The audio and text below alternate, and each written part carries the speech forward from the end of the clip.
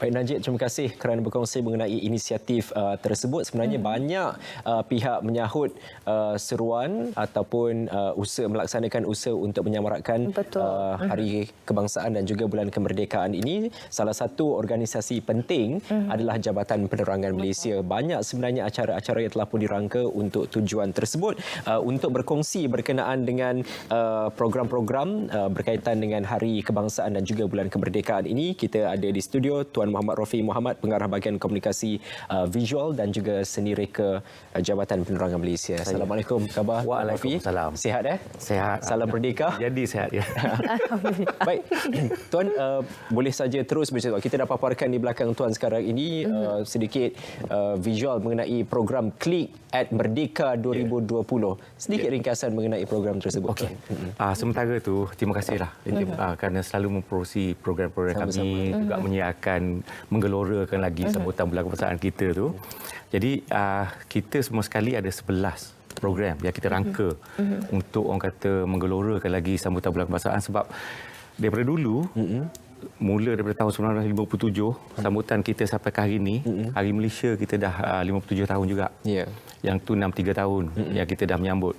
Tapi tahun ini 2020 adalah tahun yang paling mencabar orang kata. Sebab PKP. Jadi kita gunakan perkataan merayakan sambutan Bulan Kebangsaan. Raya ni sama dengan raya yang lain juga. Raya haji ke raya puasa ke, bila tak dapat bersama tu physically tak berapa meriah lah orang kata. Kan? Tapi sebenarnya yang pihak kami terpaksa merangka balik mengatasi cabaran ni, sebenarnya cabaran tu ada hikmah dia. Hikmahnya orang kata apa yang kalau kita tak berubah dari segi paradigma kita, tak ada peralihan, memang kita akan bercakap macam saya bercakap tadi. Tapi sekarang ni kita dah berubah. Antara kita rakyat Malaysia 32 juta orang ni dah ramai yang berubah. Maksudnya semua orang dah hidup dalam talian.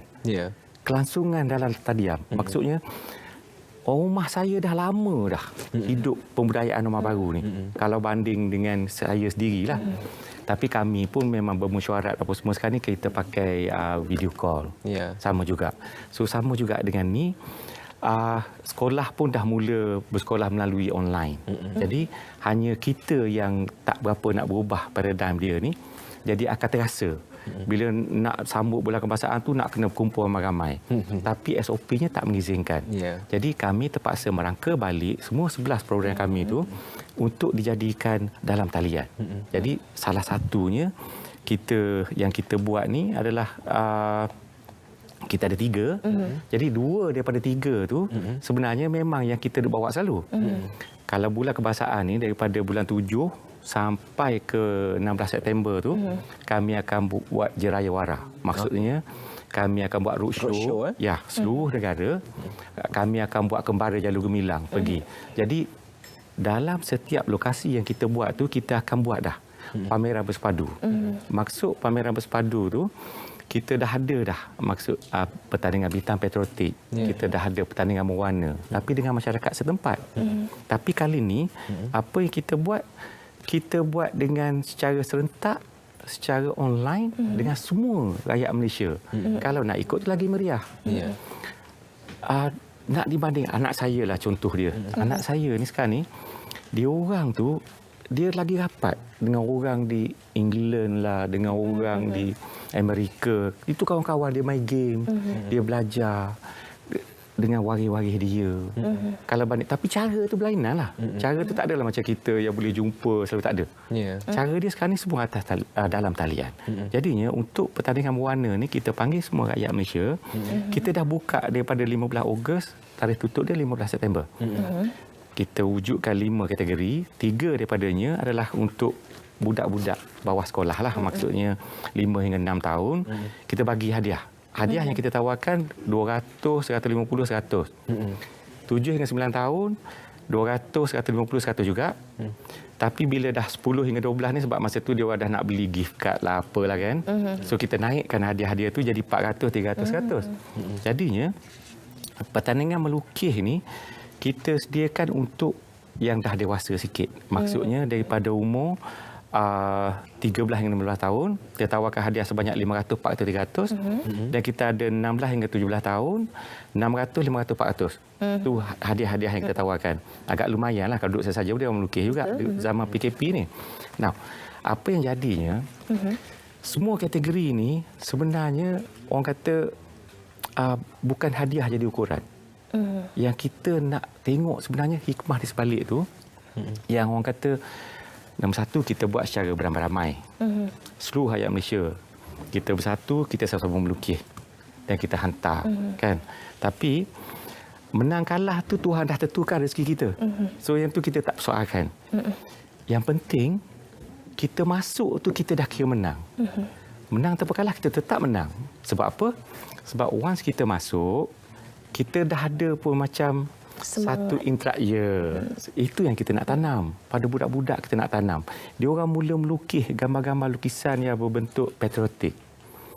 Untuk yang dewasa sikit tu, dari remaja tu, dia orang melukis pun bentuk sifat yang mengibarkan jalur gemilang, sambutan bulan kebangsaan. Jadi untuk perkara tu mesti adalah perbincangan di antara family. Jadi dekat situ ada family bonding. Merapatkan lagi. Jadi itulah antaranya hikmah-hikmah yang kita buat, yang kita ingin capai bukan sekadar untuk orang kata hadiah je. Jadi ada elemen-elemen lain yang ingin dicapai meneruskan program tersebut. Itu yang sebenarnya. Jadi kepada diorang ni semua, memang ada saya ditanya gitu yang bila buat di rumah tu mesti ada mak ayah yang tolong warnakan, kan, atau tolong lukis untuk anak-anak dia. Katalah di takdirnya kami tidak dapat mengesan. Yang ni lukisan orang tua ni kan, kami tak dapat mengesan. Jadi katalah kalau menang, lukisan tu Allahu a'lam kan. Besok jawablah kat sana. Kami harap gitu je. Sebab adakah itu yang kita nak tanam kepada anak kita? Lukisan yang kita tolong buat tu, hantar menang, kita dapat duit. Kita makan, jadi darah daging kita. Awal khutbah jemaat. Itu atas dasar kejujuran setiap individu. Itu adalah satu pendidikan yang kita nak terapkan secara tidak langsung. Jadinya, okey. Yang kedua pula, kita ada pertandingan bintang patriotik. Bintang patriotik ni, kita nak, apa yang kita harapkan daripada rakyat Malaysia, selain daripada menyanyi tu, sebab dah ada, nak cari bakat tu dah ada bintang RTM, dah ada extravaganza, dah ada apa lagi lah, Astro. Tapi yang tak adanya adalah penyanyi-penyanyi bintang patriotik. Jadi kita nak menghidupkan satu kategori baru di Malaysia ni, orang yang menyanyi lagu patriotik. Ambil contoh Roy. Sebut je nama dia, kita tahu itu kategori dia. Tapi dia seorang. Kalau buat masa ni, kita adalah sampingan tu yang Faizal Tahir semua tu. Tapi dia tidak terkenal dengan lagu patriotik. Jadi kita nak cari pelapis tu. Jadi yang Jonas setakat saya duk anjur program-program macam ni, nyanyi lagu balada ke yang tema cinta ni lagi senang. Daripada pada saya lah. Ini orang buta cerita pasal gajah lah kan. Kat mana dia peluk, kat situ dia cerita. Saya tengok tu, part tu bila kita buka pertandingan, ramai orang masuk. Tapi bila nak nyanyi, nak curahkan perasaan, macam mana kita sayang pada negara, memang payah. Jadi nak tahu langit tinggi rendah, masuklah pertandingan bintang patriotik. Bila pertandingan tu? Apakah syarat-syaratnya? Okey, pertandingan tu kita dah mulakan. Memang saya dah kata dalam roadshow kita tu. Tapi yang kita buat secara online ni, kita buat secara semua. Ini pun serampar dua mata juga. Kalau tadi kita nak cari penyanyi-penyanyi yang boleh nyanyi bintang, yang boleh nyanyi lagu patriotik, sekarang kita nak wujud SMU tu memang terkenal. SMU ni memang kaya. 180 juta ke dia punya income every year. Ya, sebab ditubuhkan di Amerika, semua produk aplikasi telefon lah. Dia mula dengan iOS, lepas tu dia pergi kepada Android. Tapi dia tak ada lagu bintang patriotik. Apa yang kita buat sekarang ni dengan murninya, kalau kita buka dalam SMU, kita nak masuk untuk nak nyanyi kategori lagu patriotik ada. Ada kategori patriotik. So alhamdulillah. Jadi dengan cara tu pelik lah kan kalau kita dengan kawan-kawan kita kalau kita dengan kawan-kawan kita pergi karaoke, kita duk pilih lagu tu kan. Lepas tu kita tengok kawan kita nyanyi ambil lagu barisan kita kan. Kita kenapa kan? Jadinya pelik. Tapi kalau ada juga orang nyanyi tu dia praktis untuk nak masuk program kami. Baik. Tuan, sebelum kita berakhir, sebenarnya banyak juga perincian telah pun Tuan kongsikan. Tapi pada akhirnya apa yang boleh saya rangkumkan sebenarnya menerusi program-program yang dilaksanakan oleh Japan sendiri adalah memanfaatkan situasi semasa COVID-19 dan juga platform secara dalam talian ini. Kerana kita tahu platform secara dalam talian ini kebanyakannya disertai oleh golongan muda, golongan belia yang sebenarnya adalah golongan paling sukar ataupun kita berdepan cabaran besar untuk menyemarakkan ataupun memupuk semangat patriotisme dalam kalangan mereka. Itu objektif utamanya oleh Japan. Sebenarnya saya sebut tadi, ini satu hikmah. Sebab sebelum ni kumpulan sasar kami katalah baik Bintang Patriotik, lagi satu yang kami buat pertandingan adalah pertandingan Klik Merdeka yang pertandingan ambil gambar. Selfie. Boleh wifi, boleh selfie. Dua-dua ada hadiah lumayan. Ada trofi lagi. Trofi itu untuk dia orang macam lihatlah dunia lah kan. Jadi kalau kita buat secara terbuka macam ni, kebanyakan memang orang tua yang datang. Tapi zaman kami lah kan. Tapi bila kita buat secara dalam talian ni, banyak semua yang muda. Finalis untuk pertandingan Bintang Patriotik, 20 orang yang kita dapat tu semua muda. Berbanding dengan kita buat roadshow, walaupun peminat yang sama. Sebab, jadi bila yang orang macam kami tengok, kategori sekarang dah berubah, itu dia pembudayaan norma baru tu.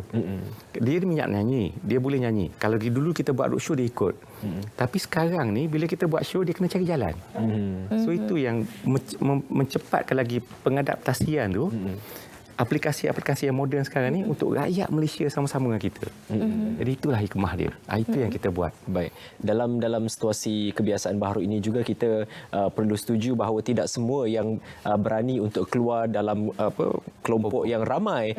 Masih ada lagi segelintir yang boleh kita katakan berjaga-jaga, langkah pencegahan mereka tinggi. Jadi inisiatif Japan untuk menyediakan program secara dalam talian ini adalah satu perkara yang cukup baik sekali untuk kita memanfaatkan teknologi, mendekati golongan sasar dan juga mencapai objektif utama Japan secara keseluruhannya. Terima kasih. Kita nak berbicara lebih panjang mengenai program-program yang dilaksanakan Japan, tapi kekangan masa mungkin di lain masa.